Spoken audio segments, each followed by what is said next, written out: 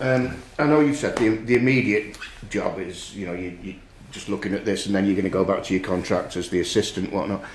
Long term, what's the career plan for you? Can you see yourself, would you want to be a manager again at some stage in the future? That's a good question, actually. Obviously, I think this would be the only job that I would take as an assistant, because of the whole thing that I just explained, and for 2 years. So for me, it was important to get a feel of it, and how is it going over the course of 2 years, and after that to make a decision. Is this something that is fulfilling for me in my job? I have to say, for the moment, I really enjoyed the role. I really did. As an assistant? As an assistant. Just because it's here rather than an assistant per se?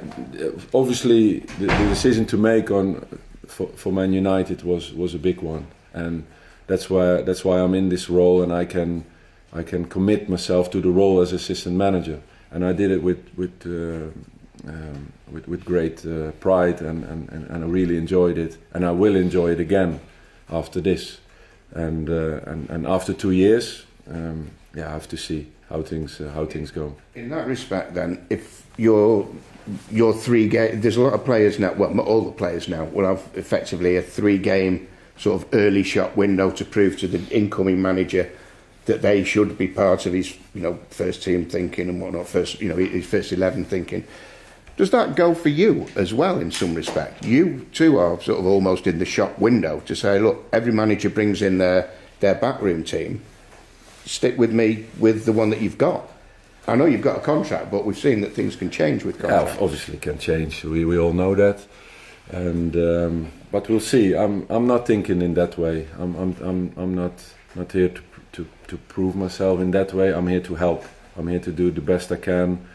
And the club is the most important one, and do the best we can to get a result on Sunday. That's my focus. All the other things are not in my mind. Joe. Ruud, I want to ask you about Manuel Ugarte.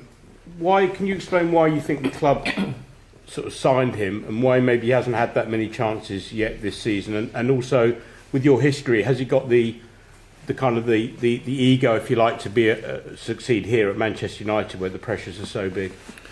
Yeah, I think I'm convinced about Manuel that he will be a great player for United. I think yesterday he had a very good performance. I think against Fenerbahce he had a good performance.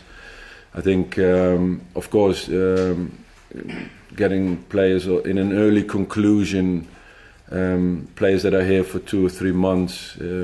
Should be careful with that. I think it's a great signing, very good player, professional.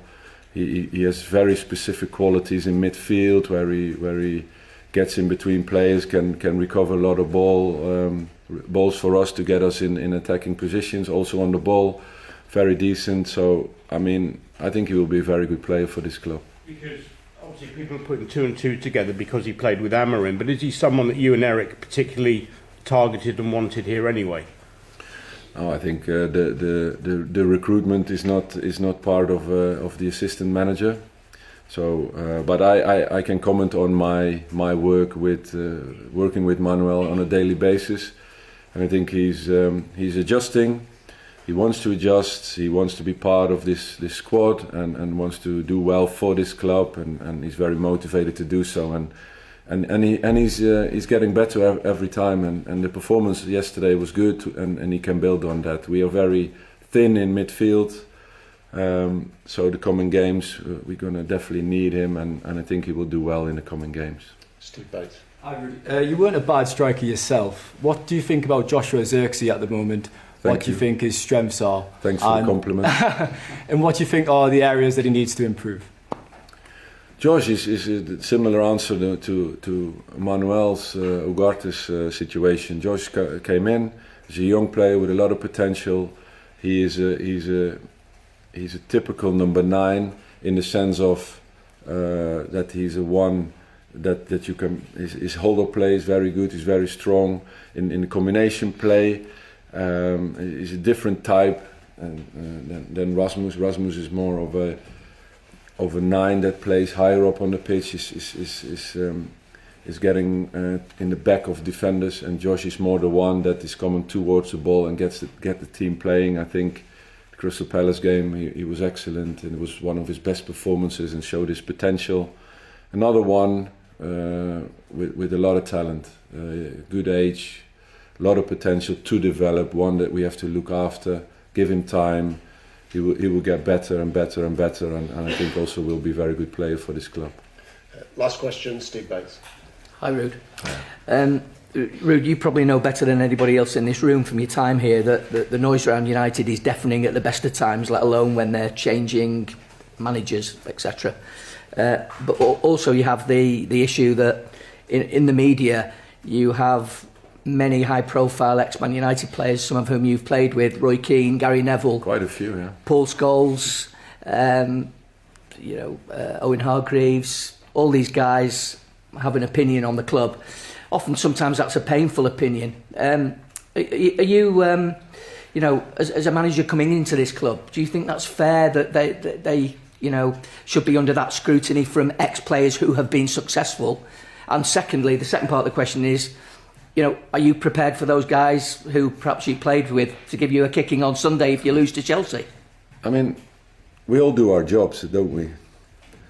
And I think basically they care for the club, and they want the club to do well, and they're disappointed as well and it doesn't go well with the club and have opinions on it, and I think it's absolutely fine, and I don't take it personal.